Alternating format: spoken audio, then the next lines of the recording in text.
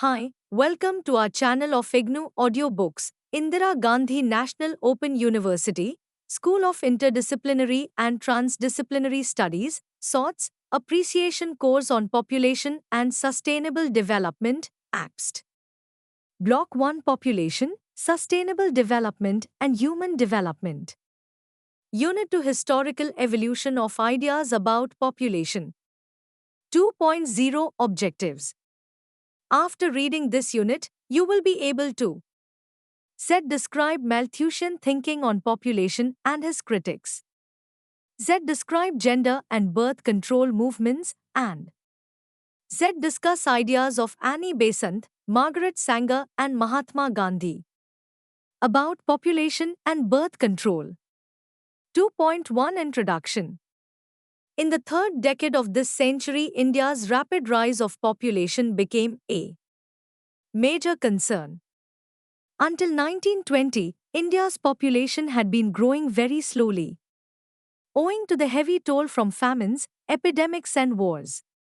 According to census reports, the Indian population within its present geographical boundary actually declined between 1911 and 1921 from 252.1 to 251.3 million because of the high mortality inflicted by the influenza pandemic of 1918 to 19. About 5% of the country's population, some 13 million persons, died in that epidemic. Davis, 1951. The population has increased steadily since 1921, largely because of the epidemic and famine control and sanitation measures undertaken by the provincial governments. For the first time since the initiation of a systematic population census in 1881, India's population increased slightly, more than 10% or 27.7 million in a decade, with the 1931 census enumerating a population of 279.0 million, Census of India, Paper I of 1951. Concern over the rapid rise in population arose from four quarters. Intellectuals, social reformers, especially those interested in improving the status of women, the Congress Party, the leading political party that spearheaded the movement for political independence, and the government. The long-standing equation of large populations with prosperity and good government began to change by the mid-19th century when British officials confronted a series of famines across the subcontinent. These famines, which occurred with shocking regularity from the 1860s onwards, led some administrators to question whether India was a land depleted of resources, straining to support an excessively large population. Previous Indian rulers had also confronted famines, and the subcontinent was vulnerable to such crisis because of its dependence upon monsoon rains. However, the British were the first to develop an official policy that mandated specific responses to famine conditions. To frame this policy, some administrators turned to Thomas Robert Malthus. According to Malthus, population growth could be limited either by preventive checks, which lowered the birth rate, or positive checks, which raised the death rate. Preventive checks included such measures as postponement of marriage, celibacy, or contraception, whereas positive checks involved war, disease, or starvation. 2.2 Malthus and his critics. In his famous treatise, An Essay on the Principles of Population, 1798, Malthus stated that the populations of the world would increase in geometric progression while the food resources available for them would increase only in arithmetic progression. In simple words, if human population was allowed to increase in an uncontrolled way, then the number of people would increase at a faster rate than the food supply. A point would come when human population would reach the limit beyond which food sources will not be able to support it. This would check the population growth caused by natural phenomena like famine or disease. According to Malthus, human society is never at a perfect stage. When there are constraints in food supply due to increase in population, man works hard to provide enough for his family. This might lead to an increase in agricultural production to provide for all, but at the same time man will be complacent when all his needs are fulfilled. This would push the cycle of overpopulation and food shortage all over again. Being a clerk, Malthus validated his theory on moral grounds that suffering was a way of making human beings realize the virtues of hard work and moral behavior. Such kind of suffering due to overpopulation and limited food supply was inevitable. Malthus made two main assumptions. I. Food is an essential component for human existence. 2. Humans have the basic urge to multiply. Malthus' theory was based on the notion that the power of population to multiply is much greater than the power of the earth to provide subsistence for them. In his own words, passion between the sexes is an inevitable phenomenon, hence, when unchecked, population would grow at such a high rate that it would outstrip food supply. According to him, disease, food shortage, and death due to starvation were nature's way to control population. He proposed that human beings adopt measures like infanticide, abortion, delay in marriage and celibacy to check population growth. According to Malthus, the entire scenario of population growth is a complex 1. Excess population meant greater supply of working labor force ready to work at the available wage rate, and in this way they could support their families. This will lead to an increase in the overall demand for food outstripping its supply. Thus prices will increase and inflation will set in. This inflationary pressure will affect the already distressed poor section of the society. The poor will work more to improve their situation and will also consider reducing the family size so that they have less mouth to feed. However, this will only last till the population equals the food supply and the inflation ceases, after which overall standard of living will rise and so will the population explosion, reaching the same point. Hence, he called it a vicious cycle. Proposed solutions. Malthus has proposed two main solutions to the problem of population explosion. Positive check. This method results in increase in death rate. He described this as God's way of restoring the natural balance. It includes famines, hunger, epidemics, war, and other natural miseries which cause large-scale deaths. Although it helps in controlling the population growth, it also causes widespread misery and pain. Hence, it is not regarded as an ideal solution to population problem. Preventive or negative check. This method refers to human effort in reducing the birth rate. It is more practically and logically applicable.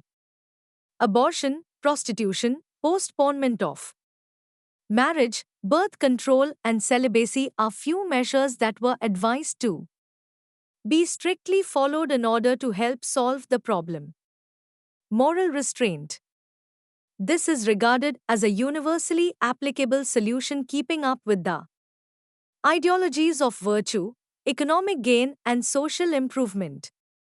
According to this principle, one should refrain from marriage till the time he is capable of supporting a family with food, clothing, and shelter.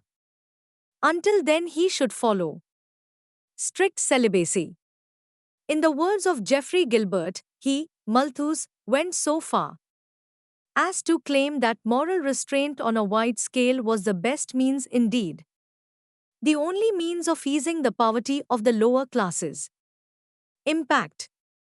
Malthus' theory had great influence on both Charles Darwin and Alfred Wallace, who are the co-founders of the modern evolutionary theory. In his own words, Darwin acknowledged that he was already aware of the struggle for existence among different species of plants and animals. However, it was only after he read Malthus' work that he realized that animals, in their struggle to survive, retained the favorable features that would help them adjust to the environment and lost those that were of no use to them. Thus, the theory of natural selection was born. By the end of the 19th century, when living standards improved and birth rates dropped in the Western countries, concerns of overpopulation became irrelevant. However, in underdeveloped countries which have agrarian economies, Malthus' theory often finds credibility. Some critics like Karl Marx argued that Malthus failed to recognize the potential of human population to increase food supply. He failed to comprehend man's ability to use science and technology to increase food supply to meet the needs of an increasing population. Thinkers from the field of social sciences have criticized Malthus for his belief that the human society could never be made perfect. Malthus opposed all political, social, and economic reforms which did not address at controlling birth rate. The methods proposed by him for checking population growth were mostly impractical. Poor laws was popular in England as it provided relief to the people who qualified as poor under the laws. Malthus was also against this and believed that the poor should remain in the state of financial distress, as such charity only provided short-term benefits. From his writings, some have interpreted Malthus as a stiff and pessimistic individual. However, to some he was a pragmatic thinker who brought in fresh ideas to the issue of population growth. 2.3 Gender and birth control movements. During the first 2 decades of the 20th century, a steady stream of Indian intellectuals and civil servants visited England for higher education or for training for posts in the Indian civil service. During their stay in England, they were exposed to Malthusian theories and to the establishment of neo-Malthusian leagues in England and elsewhere in Europe. As a result, they became aware of positive checks likely to operate on a population increasing beyond its means of subsistence. In the Western world, India was routinely cited as an example of a population likely to be subjected to such positive checks: wars, famines, and epidemics because of the extreme poverty prevailing in the country and the prolific breeding. The Indians who visited England became keenly committed to the ideas of birth control as means of regulating population growth and formed the Neo-Malthusian League in Madras in July 1929. Some prominent public personalities joined the League in Madras. They published a propaganda journal of high merit, the Madras Birth Control Bulletin, HIMS, 1963, 123. They had periodic discussion on population problem and measures that could be taken to control fertility, including the propagation of various artificial methods of family planning. Population control has been a central concern of population scientists and activists throughout the 20th century. In its negative and oversimplistic sense, it has remained a popular topic of discussion among the elites such as academics, doctors, businessmen, political leaders, and bureaucrats. Even in the pre-independent India, from p.k. Wattal, B.T.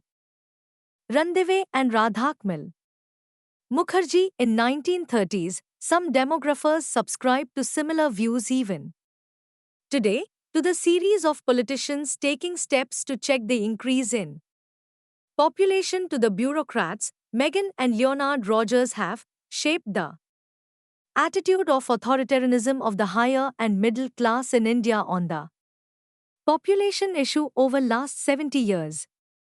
Radhakmal Mukherjee convenes the first Indian Population Conference in Lucknow in 1936. He also headed the subcommittee on population of the National Planning Committee of the Indian National Congress in the 1930s. Father of the nation, Mahatma Gandhi, and the visionary leader and first Prime Minister, Jawaharlal Nehru, opposed the inhumane, negative, anti-poor, and anti-women tendencies and narrow approaches to population control. It was evident when India introduced the official family planning program as a part of the 5-year development plans from 1951. The post-World War II international movement for population control and family planning had its ideological foundations. Demographers, birth control proponents, and other population activists shifted their attention from the poor and minorities and started paying attention towards the poor and underdeveloped countries. In the 1950s and 60s, U.S. government was influenced by population activists to lead on the international platform.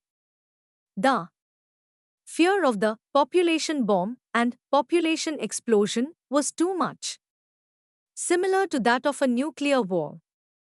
Doomsdayists like Paul Ehrlich cemented international fears of population explosion in India and China and the threat to security of U.S. A neo-Malthusian twist was given to the issue by arguing that backwardness, poverty, unemployment, and all other hardships in poor countries were only due to overpopulation, and hence, birth control must be the priority. The neo-Malthusian view of economic development argued that overpopulation is a cause of poverty rather than a result of poverty. This argument was based on the assumption that poor and underdeveloped countries and particularly lower-class communities are responsible for their poverty. Their fertility, therefore, must be controlled to ensure greater economic prosperity for the families of the poor, for their nations, and for the world as a whole. Since the large poor populations in the Third World are considered a drain on the world's resources, the Marxists considered the neo-Malthusian view as reactionary. Other anti-neo-Malthusians and liberalists like E. Dupreel, the Belgian sociologist, and Julian Simon became the exponents of a saner and more rational view of population. Many economists dismissed the Club of Rome report. Simon, 1981, remarked, people with a lot of education tend to lack respect for the capacity of people who are poor and have had less education to cope and may therefore worry that they won't be able to handle their problems in their parts of the world. One of the direct outcomes and fallouts of the international and U.S. policy and strategy in the 1950s and 60s in India was the system of family planning targets initiated in 1966. After the slow phase-by-phase introduction of a clinical approach and an extension plus IEC approach, an aggressive method-specific targeting and new invasive method for women, like IUD, were taken up. The National Family Planning Program was incorporated within the MCH system, where MCH workers were given targets to motivate a particular number of men and women to accept different kinds of contraceptives month by month. A system of rewards and penalties and competitions was built in for state governments, hospitals, districts, and MCH workers. The evolution of population stabilization efforts in India by government goes back to the onset of five-year development plans in 1951 to 52. A national program was launched which emphasized family planning to the extent necessary for reducing birth rates to stabilize the population at a level consistent with the requirement of national economy. A clinic-based approach with equal emphasis on natural method like rhythm as on some contraceptives was taken cautiously, along with awareness building and research on new contraceptives and their acceptability.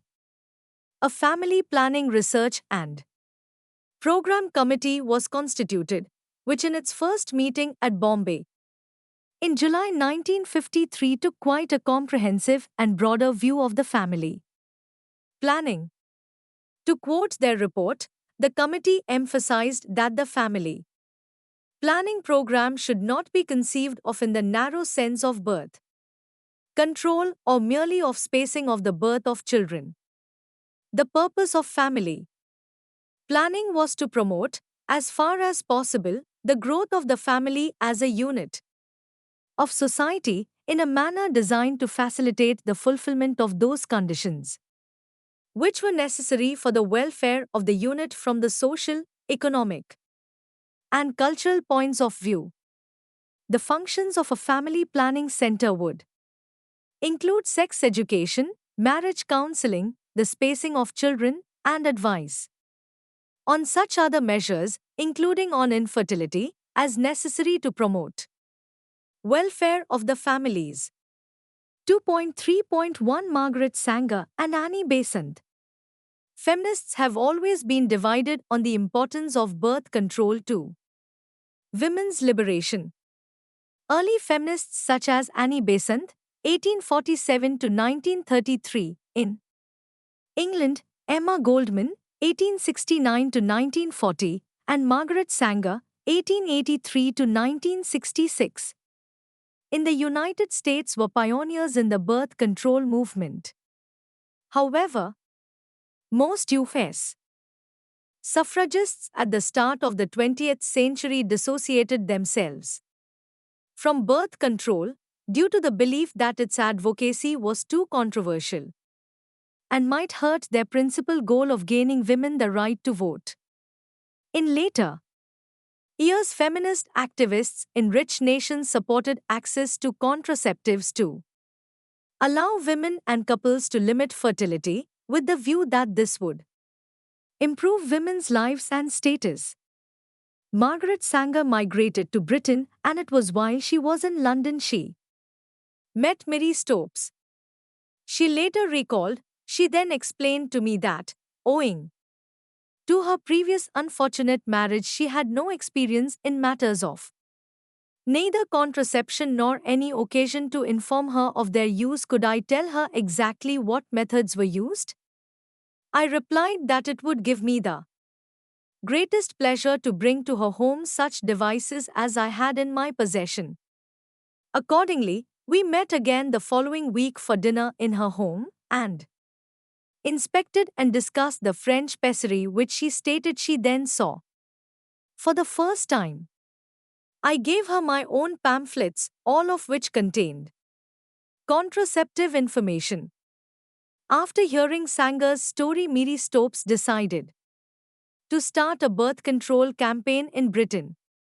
She knew it would be dangerous, as several people in Britain, including Richard Carlisle, Charles Bradlaugh, and Annie Besant, had been sent to prison for advocating birth control. At the March 1925 International Birth Control Gathering in New York City, Dr. S. Adolphus Knopf, a member of Margaret Sanger's American Birth Control League, ABCL, warned of the menace posed by the black and yellow peril. Margaret Sanger spoke of sterilizing those she designated as unfit a plan she said would be the salvation of American civilization. She also spoke of those who were irresponsible and reckless, among whom she included those whose religious scruples prevent their exercising control over their numbers. From the beginning, Sanger's advocacy of sex education reflected her interest in population control and birth prevention among the unfit. The eugenic theme figured prominently in the Birth Control Review, which Sanger founded in 1917. She published such articles as Some Moral Aspects of Eugenics, June 1920, The Eugenic Conscience, February 1921. The Purpose of Eugenics, December 1924, Birth Control and Positive Eugenics, July 1925, Birth Control, The True Eugenics, August 1928, and many others. Sanger's obsession with eugenics can be traced back to her own family. One of 11 children, she wrote in the autobiographical book, My Fight for Birth Control, 1931, that I associated poverty, toil, unemployment, drunkenness, cruelty, quarreling, fighting, debts and jails with large families. Just as important was the impression in her childhood of an inferior family status, exacerbated by the iconoclastic, free-thinking views of her father, whose anti-Catholic attitudes did not make for his popularity in a predominantly Irish community. In the 6th International Neo-Malthusian and Birth Control Conference held in New York in 1925, an Indian representative, Tharaknath Das, countered the yellow peril with evidence for the white peril, and while endorsing the dissemination of birth control, emphasized that it has to be only a part of a program that aimed at poverty, poor health and ignorance, that were the root cause of India's population problem. He looked at birth control within a broader health and social development perspective to afford greater freedom to women and greater opportunity for real education. A demographer, Louis Dublin warned against disregard of the permanent interests of the state by promoting birth control. He cautioned on the issue of contraceptive safety and reliability.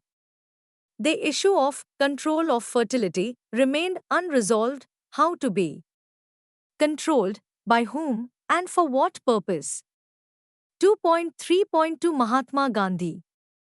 Mahatma Gandhi had assessed and felt the pulse of the masses as no other leader or elitist had done. It is a pity that many neo-Malthusian scholars and standalone family planning activists accuse Gandhiji of his negative attitude to population issue. From the records of Margaret Sanger's encounter with him, it is very clear that Gandhi had a clear vision that Indians should have smaller but healthier families. He had agreed that uncontrolled reproduction was a social problem. He was a strong advocate for gender justice and women's empowerment, for enabling women to take decisions on childbearing and to negotiate with their husbands to observe abstinence. The birth control program initiated in Bombay and Madras did not spread very rapidly because of Mahatma Gandhi's strong moral opposition to the use of artificial methods of birth control. Gandhi, the most influential leader of Congress Party and the Indian freedom movement, considered that India's population growth had to be contained by reducing the number of children each couple had, but he denounced artificial methods of birth control. He argued that sexual abstinence was the only ethical means of birth control. He wrote periodically in his magazines, Young India and Navjeevan, New Life, the society that has already become enervated through a variety of causes. will become still further enervated by the adoption of artificial methods. Those men, therefore, who are lightheartedly advocating artificial methods cannot do better than study the subject afresh, state their injurious activity, and popularize brahmacharya, celibacy, both for married and unmarried. This is the only noble and straight method of birth control, Gandhi, 1925 cited in Prabhu, 1959, 5. In spite of opposition put forward by Gandhi for the use of birth control methods, the women's movement in India and the various voluntary organizations continued to propagandize and support the use of artificial methods of family planning. The All India Women's Conference, constituted to improve the status of women in society, at their annual meeting in Trivandrum focused on birth control and invited Martin and Sanger. A number of opposing views were expressed, but after a considerable debate, the conference adopted a resolution approving birth control for health and welfare reasons. Martin and Sanger took this opportunity to meet Gandhi and discuss with him the use of artificial methods for family planning despite their efforts to convert him to their side. Gandhi stood firm and rejected the use of artificial methods of family planning. 2.4 Summary. This unit helps you acquire an understanding of the major theories, findings, and debates that have emerged from attempts to explain trends in population growth, concern about natural resources, and debates surrounding gender and birth control. The main idea is to historically map the debates on population and birth control and introduce you to thoughts of some of the major thinkers on the issue. Ideas of Annie Besant, Margaret Sanger, and Mahatma Gandhi explain the history of birth control movements while taking into account various perspectives on the issue. Thank you for watching. We will see you in the next video with the next chapter.